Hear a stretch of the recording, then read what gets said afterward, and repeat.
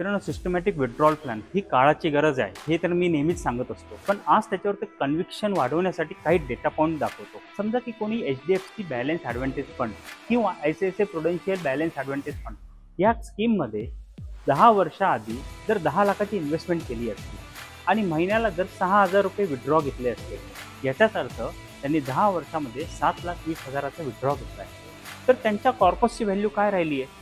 तर HDFC balance फंडमध्ये 10 लाखाचं व्हॅल्युएशन बनलं आहे ऑलमोस्ट 23 लाख रुपये आणि ICICI प्रुडेन्शियल बॅलन्स ॲडव्हान्टेज फंडमध्ये बनलेले आहे 10 लाखाचे 19 लाख रुपये.